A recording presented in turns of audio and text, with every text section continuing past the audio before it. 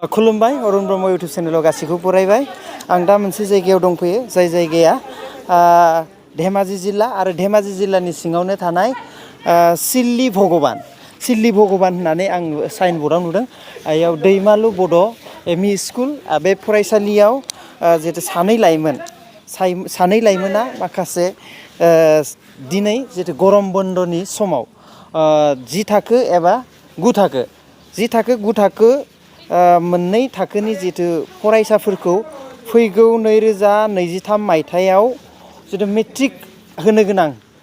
उन्दै फंबाय बिनानावमोनखौ बे समाव सोलोंथाइ होगासिनो थारैनो बेनि सायाव एसे मिथिगोन आरो बे ओनसोलनि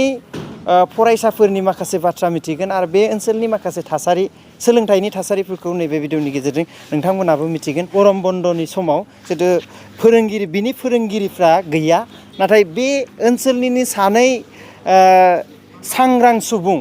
सांग्रां लाइमोन बिथांमोना जितु बेयाव बे उन्दै बिनानावमोनखौ सोलोंथाइ होगासिनो थारैनो बिनानावमोनखौ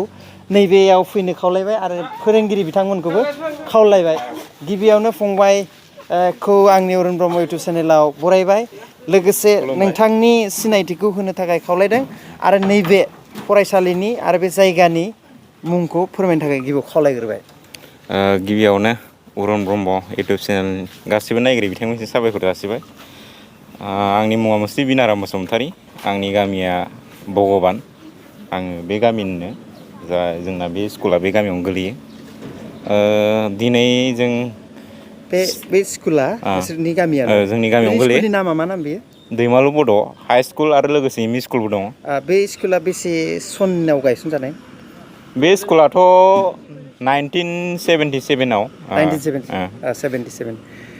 ओमफ्राय ओरैनो बेयाव जिहेतु गरम बन्दनि समाव नोंथांमोना जिहेतु उन्दै लाइमोनफोरखौ फरायसा लाइमोनफोरखौ बेखौ मा सोलोंथाइ होनाय होनो बेखौ दा जोङो कचिं क्लास दुलाराय बर' फरायसा आफादनि आन्दाराव आरो बिदिनो बेलेग जायगायावबो आनसलिक वाइसआव बेबायदिनो लादों कचिं क्लास जोंखौबो फरायसा आफादा लानो थिननायलाय लानाय जादों आरो जिहेतु जोङो दुखु मोननाङा जों बेयाव हरखाबै जिहेतु सोलोंथाइ होनोबा मोनफ्रोमबो जायगायाव सोलोंथाइ गरम बन्दनि समाव होनाय जादों थारैनो जों फैबाय थानायलाय बेयावबो नोंथांमोनखौ नुहुरनानै हाबनाय जादों आरो बे बाथ्राखौ मिथिनो आरो रायजोफोरनो मिथिहोनो थाखाय बे सावरायनाय जादों थारैनो बेयाव साबैसे फरायसाफोर आरो बेसे क्लासनिखौ लानाय जादों दा जों क्लास 9 आरो 10 खौ लादों ओरैनो साबेसे फरायसाफोर दं फरायसाफ्राथ' क्लासाव बुहुद फैदोंमोन ओमफ्राय दिनै जोङो जोबथायाव टेस्ट लादोंमोन मोनसे टेस्ट एग्जाम लादोंमोन आरो ओमफ्राय बारा खमबो नङा बाराबो नङा जथेस्थ' बाहागो लाफैदों एग्जामावबो खिन्थु क्लासाव बुहुद बांसिनमोन आरो एग्जामखाय गिनानैसो फैयासै बुंनो हाया फरायसाफोरा नोंथांमोना खारायै माखासे कुइसनफोर बा फोरोंनाया एकदम जानोबो हागौ बेखौ बुंद्रायनो हाला सोरबाबा गायनाय फुनाय सममोन नालाय आरो जितु नोंथांमोननिनो दैदेननायाव फोरोंनायाव फरायसाफ्रा समाव फैदों समाव फैयाखै बेयाव मा खावलायगोन ओरैनोथ' फैनाया फैदों खिन्थु दिनै एग्जामाव एसे खम जादों आरो फैथारनांगौमोन जों खावलायहरदोंमोनबो बुहुद खावलायहरदोंमोनबो नाथाय जायगाया जाहैबाय जोंना सिलाबथार आनसलिकआ बुहुद गोजान जायो बेखौनो आं मिथिनो लुगैदोंमोन बै हमनानै ला ओरै जोंहा थाहैबाय ओरै दिमुग नङा होमबा आमार बाजार साइड ओरैजाय आरो कमलपुर सिलाबालिगाव ओमफ्राय बुहुद फैनांगौ जायो ओरैनो बेसे गोजानसो जायो डिसटेन्सआ बारा 12निबो बारा जागोन 15निबो बारा जागोन निस्सय एसे उसुबिदा जायो उसुबिदा दं ओमफ्राय बेयाव बे ओरैनो गुबैयै बे स्कुला सरकारि जाबाय एमइ स्कुला सरकारि जाबाय 2000 गोजौ फरायसालि जाथ'वाखै भेन्सार स्कुलावनो दंथ'यो बियो फोरोंगिरिफ्रा बेयाव सरकारि फोरोंगिरि थायो सरकारि फोरोंगिरिफ्रा दा गासै एमिनिया गासैबो सरकारि जाजोब्बाय 2003 आव जादोंमोन ओमफ्राय जिहेनक माखासे 13-14 13-14 बे सनाव बेयाव बे एमइ स्कुला सरकारि जादों आरो जों सासे दङ फंबाय बिनिफ्रायबो मिथिगोन बिथाङाबो फोरोंबाय थादों जिहेतु बे फरायसालियाव नोंथांमोना जेसे सोलोंथाइ होबाय थादों ओरैनो बे ओनसोलाव बेसेसो बर' गामि दं सिलाफोथार दख'रा गोलैयो बर' जोंनिया बेयाव सिलाफोथार दख'रा दुलाराय बर' फरायसा आफादनि आन्दारावहाय मथा मथि 37-38 बेफोरसो गामि दं आरो नाथाय गंबेसे बर' बिदि एमइनिफ्राय गोजौ फरायसालिसिम फरायसालिया जोंना बुंनो थाङोबा मैखोमै एमइ आरो एमइखौ नायोबा जोंना बै सिलाबालि गावआव दङ ओमफ्राय दा जोंनियाव दङ हाइस स्कुलाबो बेयावनो दङ इसनाबो भेन्सार सिलाबालि गामियाव ओमफ्राय जोंनि बे दैमालु बड' हाइस स्कुल जाय बे एम इ स्कुलजों नांजाबनाय बे मोननैल'सो आरो बेयावथ' बिराद गोजान गोजान जालायोना नाथाय लामा गामिफ्रा गोजान गोजान जायो कमिउनिकेसनफ्रा एसे गोजान गोजान जायो बेखायनो थांलाय फैलायनि थाखाय उसुबिदा जायो एखेबारे 15 किल'मिटार 12 किल'मिटार जानथायनि गामि आरो दरसे गामिया दा गोजान गोजान जायो बेखायनो दा गथ'फ्राबो एसे फैनो थाखाय एसे उसुबिदा मोनलायलाबाय ओमफ्राय दा बे समाव थांनाय जिथु देग्लायनि 2022 मायथाइयाव बेसेसो सुबुङा मेट्रिक आनजाद होदोंमोन थांनाय नैबे मेट्रिक आनजाद जानानै थांनायाव ना दा बेयाव होदोंमोन जोंनि नैबे दैमालु बड' गोजौ फरायसालिनिफ्राय 33 जन होदोंमोन ओमफ्राय बै आरो मोनसे सिलाबालिगाव ना मा बे सिलाबालि गामिनिफ्राय होदोंमोन बेखौ आं बुंनो हाथ'नाय नंला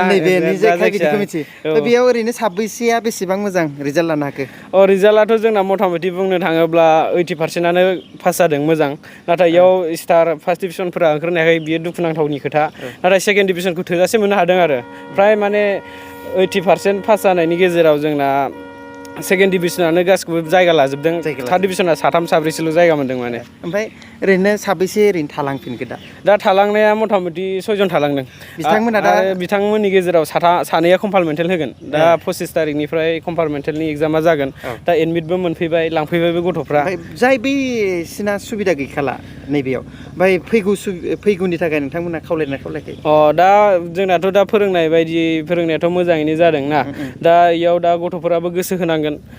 इयाव दा कम्पार्टमेन्टेलाबो जोंना नेक्स्ट एग्जामाव खोनानाय बायदिबाथ' जानाय नङा गैयाखौनो होनना बुंदों एबारनो जोबथा आरो मोनसे खोथाखौ आं नोंथांमोनसिम खावलायनो लुगैदों बा बै थालांनाय 3ल' दा जिहेतु देग्लायनि बोसोराव मेट्रिक उथ्रिसारनो हायि थासिगोन एबार नेक्स्ट खनसे आरो होबावनो थाखाय बिथांमोनखौ खावलायगोन इसोरखौ खावलायदों क्लासावबो जोङो लेंहरनाय जादों दा इसोरबो दाथ' जोंना दा कचिंनि थाखायथ' इसोरो दाख्लै सानैसोआ फैदोंमोन फेल जानायफोरा दा कन्टिनिउ फैबाय थायासै बिसोरो लाजिनायखौबो मोनखो ना मानोखोथाय जायखिजाया दा बिथांमोनखौ आङो खावलायगोन जे न'आव ओरैनो थास्लायस्लाय जों नोंसोरो दा क्लासावथ' बेलासि समाव क्लासाव फैनाया मोजां जायो दा नोंसोरो मैखोमै फरायनोबाथ' सासे गथ'आ फरायनो थाखायबा नोङो सान मोना एनि टाइम नों फरायनांखागोनखा मोजां फिथाइ मोननो लुगैदोंबा दा आं बे समाव बिसोरनो खावलायगोन दा जोंना क्लासा 25 तारिखनिफ्राय जाफिनगोन दा नैबे समबारनिफ्राय जाफिनगोन क्लासा जोंना दा बेयाव बिथांमोना फैयोब्ला जोंबो गोजोननाय मोनगोन आरो गावसोरबो मोजां फिथाइ मोनगोन बेखौ आं आसा खालामो माने गोजोननाय बिनानावमोनजों एसे सावरायनि लाजिनाङा गिदों जाजानो गिदों नोंसोरो रावखौबो जाया मा नाम नोंना रिंकुमनि बहा न'आ यैनो सिलियावनो नोंना आंनि मुङा थरना उषा बसुमतारी आं सनापुर गामिनि बेसे गोजान जायो नोंसिना बारा गोजान जाया खाथिना बेसे थाखोआव 9 थाखोआव ओइ दाथ' साबैसे फोरोंगासिनो बिसोर सानैयानो मा नाम नोंसिना सानसु सार आरो बिनाराम सार नोंसोरनि फोरोंनाय बे गरम बन्द समाव जिहेतु नोंसोरखौ दा फोरोंगासिनो माबायदि मोनदों फोरोंनाया जोबोद मोजाङानो मोनदों मोजां मोनदोंना गोजोननाय थाबाय मा नाम मुस्रि थरेना सनिमा मोसाहारि गामिया भगबान नोंना खुलुमबाय आंनि मुङा थरेना सुमित्रा मोसाहारि आं थाखो 10 फरायो थाखो 10 मा गामि कमलपुर बेसे गोजान जायो एसे गोजान जायो 2 किल'मिटार नोंना थरायना मन्जु बसुमतारी गामिया जुरिगुरियाव बेसे गोजान जायो गोजानानो जायो दै बारबालायनांगौ ना दै बारनाङा गोजानसिन दा नोंसिनि बिथोराव बेना गोजानसिन दा ओमफ्राय नोंना खिथादो मामोन आंना मिस जमुना बसुमतारी बहा गामिया सनापुर खाथि नोंनालाय थरायना लामुथि दैमारि बहा गामिया कमलपुर देग्लाय मेट्रिक होनो थाखाय रेडि ना मोजाङै क्लास 9 ना दे फैबाय थासिगोन ना होमबा नोंना थरायना सपना औवारि बेसेयाव 9 थाखो थिग फरायना थरायना पुर्निमा बसुमतारी मा गामि जुरिगुरि नोंनालाय सनापुर जुरिगुरियाथ' बिराद गोजान जायोना बेनिफ्रायथ' 10 किल'मिटार बारा जागोन दा बबाव थायो नों आङो ओइयाव सेन्टाराव कमलपुर सेन्टाराव बर्डिं थायो आनैमोनाव थायो जोबोद मोजां फराय दे गोजाननि नोंना खुलुमबाय आंनि मुङा थरायना सुस्ला बसुमतारी भगबाननिनो खाथि नोंसिना ना नांजाब गामियावनो नोंना थरायना हेमा बर' ओमफ्राय सनापुरनि बयबो मोजां ना लाजिदों बिसोरो लाजिबालाय बोरै फरिखा होनो एबारनि एग्जामाव फैगौ एग्जाम जाय होगोन बेसेबांसिम माबायदि पास खालामगोन होनना सिन्था खालामदों क्लास 10निया दे माबायदि पास खालामगोन होननानै सानदों सबसे मोजांसिन ना सबसे गाज्रिसिन खालामनो मोजांसिन खालामनो सबसे मोजांसिन होमबा सारमोननि खोथाखौ मानि दे बेया नोंसोर साब्रैल' फैयाखै फैयाखैना फरिखाखौ गिदों बिसोरो जे जाय फैदों बिराद मोजाङै मोजां खालामदों ओमफ्राय जेसे हायो मोजाङै फराय आरो नोंसिनिनो नाम जागोन आरो बै हौवासाफ्रालाय मानो खारदों बिसोर दे खारनाङा सेंग्राफ्रानो गियो नामा मा नामफ्रा दा मुस्रि कमलेश्वर ब्रह्म बहा नामा भगबानावनो भगबानानो गुथाखौ फराय गुटाखौ हेन्डसेक मोजां फराय दे नोंहा मुस्रि प्रसेनजित नार्जारि कमलपुर गामिनि कमलपुर गामिनि बिराद मोजां बेसे थाखो क्लास 9 बिराद मोजां नोंहा आङो माबा मुस्रि जाहिर बसुमतारी बहा नङा सनापुर खाथि दा नोंना रोजा श्री नबिन बसुमतारी बेसेयाव नोंना 10 नोंना बेसे बेलाय आंना 9 नाइन ना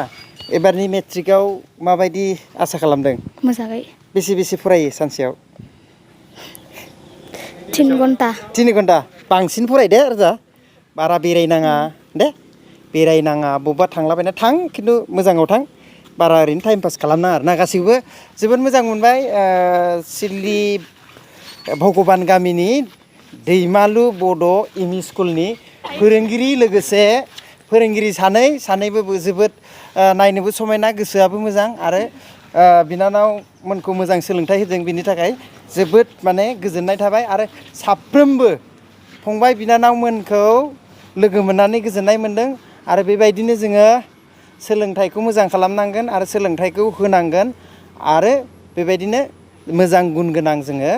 सुबुं दिहुननांगोन बिनि थाखायनो बयबो लाइमोना बेबायदि सोलोंथाइ होनायाव आगबारिबोनांगोन आवगायबोनांगोन बेनिखायनो साबायखर बावबाय फंबाय सानैनिखौ जितु बिथांमोना उन्दै जाखांफुनाय लाइमोनफोरनि भबिष्यतनि थाखाय सम होनाया बेनो सबसे गिदिरसिन खामानि आरो सुबुंनि गोजोननाय थाबाय अरुण ब्रह्म इउटुब चेनेलनिफ्राय बिदाय लाबाय बयबो अरुण ब्रह्म इउटुब चेनेलखौ नायगोन आरो बिथांमोननि भबिष्यतखौ आशीर्बाद होगोन गोजोननाय थाबाय खुलुमबाय